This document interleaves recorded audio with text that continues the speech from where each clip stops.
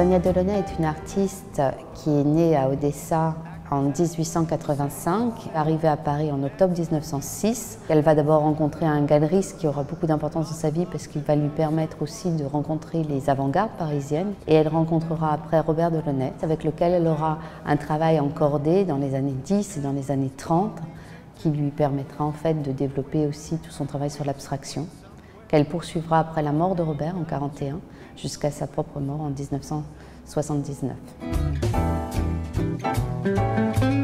Il était très important de montrer l'œuvre de Sonia Delaunay dans son ensemble. On a à la fois un parcours chronologique qui permet de suivre aussi les différentes recherches de l'artiste pendant toute sa carrière. Ça nous permet en fait de voir d'abord qu'elle connaît une première période figurative. Avant même de rencontrer Robert Delaunay, elle est déjà un peintre accompli qui a un travail qui est assez proche de l'expressionnisme. Une des caractéristiques essentielles de Sonia Delaunay consiste à ne pas concevoir l'art comme une recherche exclusivement picturale, de telle manière à ce qu'elle essaye de faire entrer l'art dans la vie. Ça peut être aussi bien une reliure qu'une robe, qu'un dessin pour un textile, ou plus tard qu'une mosaïque. En 1945, elle se retrouve comme une figure historique par le fait des événements. C'est un des derniers témoins des pionniers de l'abstraction.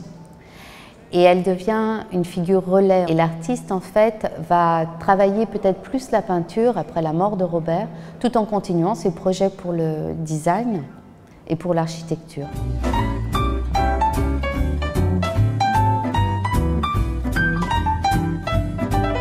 La couleur chez Sonia a un rôle qui est particulier puisque ça devient l'élément qui construit complètement les tableaux. Quand on est devant des œuvres comme celles qui sont derrière moi, par exemple, vous êtes en même temps sur des œuvres dont la couleur est tellement forte qu'elles ont aussi un côté très décoratif qui permet en fait de sortir d'une image purement technique. Elle abandonne la figuration puisqu'elle pense que le trait épais, ce qu'elle appelle le certi, quelque chose qui l'empêche de travailler librement avec la couleur. Les formes abstraites, c'est quelque chose qui est assez important pour Sonia puisque l'abstraction est aussi une manière de travailler sur quelque chose qui est à la fois lié à son époque et de totalement intemporel. Nous avons essayé d'avoir le plus d'œuvres qui étaient les œuvres les plus emblématiques de Sonia. Il y a les œuvres les plus connues, c'est-à-dire vous avez par exemple les prismes électriques, le Balbulier, qui sont deux des œuvres les plus célèbres de l'artiste, la prose du Transsibérien.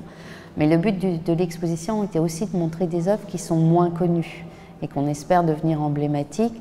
Les projets textiles sont très importants aussi à voir et je pense que les peintures des années 50 et 70 que vous pouvez découvrir dans l'exposition sont aussi des œuvres qui permettent de réévaluer l'ensemble du travail de l'artiste. Il est assez surprenant que l'histoire de l'art, à partir des années 50, en ait fait une figure secondaire et on est très content de pouvoir participer à cette redécouverte d'une artiste qui avait peut-être été mise de côté pour de mauvaises raisons.